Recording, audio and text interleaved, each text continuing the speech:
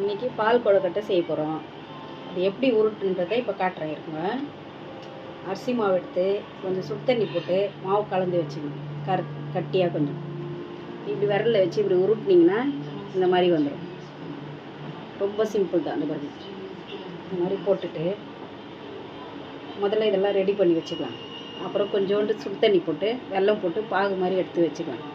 அதில் இருக்கிற மண்ணெல்லாம் கரையிறதுக்கு ஒரு அதை சும்மா எடுத்து இப்போ ஒன்று ஒன்றா சும்மா பேருக்கு இப்படி போடுங்க. ஒட்டாமல் இருக்கணும். ஒட்டாமல் இருந்தால் தான் நல்லாயிருக்கும். நம்மளுக்கு ரவுண்டு பால் ஷேப்பில் குழந்தைங்க ஆசைப்பட்டாங்கன்னா இந்த மாதிரி கூட செஞ்சு கொடுங்க, சாப்பிடுவாங்க. ஆனால் ஒரு 10 நிமிஷம் வெந்தால் போதும், உடனே ரெடி ஆகிடும். கூட வேணால் எல்லா கொழுக்கட்டையும் இதில் போடுங்க. அடுப்பு கொஞ்சம் சிம்மில் வச்சுக்கோங்க. 1-2 பிரிஞ்சு போகிற மாதிரி இருந்ததுன்னா மாவு கொஞ்சம் போட்டு கலந்துக்கோங்க.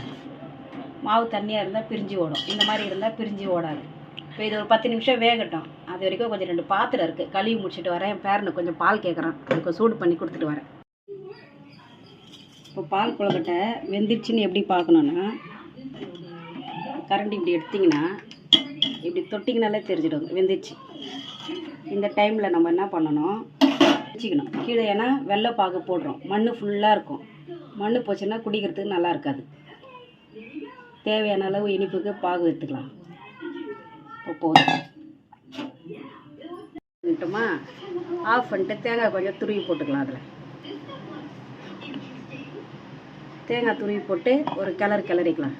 இப்போ இது ஏன் கட்டியாக இருக்குது அப்படின்னா, தண்ணியாக இருக்கும். கொஞ்சமாக அரிசி மாவு கரைச்சி இதில் போடணும். அப்போ தான் கொஞ்சம் திக்னஸ் வரும் நம்மளுக்கு.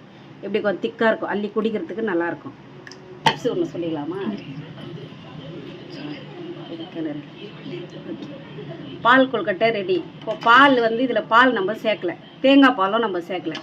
சும்மா வீட்டில் இருக்கிற பொருள் குழந்தைங்க கேட்டாங்கன்னு டக்குன்னு ஒரு 10 நிமிஷத்தில் ரெடி பண்ணி கொடுத்துடலாம். எதையாவது சாப்பிட கேட்பாங்கள்ல, சூடாக கொஞ்சம் குடுமா செஞ்சு.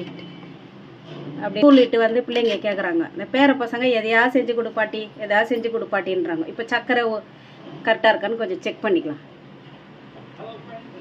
கரெக்டாக இருக்குது. பத்தலைன்னா கொஞ்சம் சர்க்கரை வேணாலும் போட்டுக்கலாம். இப்போ இதை பால் கொழுக்கட்டை இப்போ ரெடி ஆகிடுச்சு. இதை ஃபஸ்ட்டு யாருக்கு கொடுக்க போகிறேன்னா, என் பேத்தி கொடுக்க போகிறேன். அவங்க சாப்பிட்டு பார்த்துட்டு எப்படி இருக்குதுன்னு கரெக்டாக சொல்லுவாங்க. ஏன்னா அவங்க தான் டேஸ்ட்டு பார்க்கறதுல எனக்கு சீப் குக். சூப்பராக இருக்குது, நல்லாவும் இருக்குது, டேஸ்டியாக இருக்குது.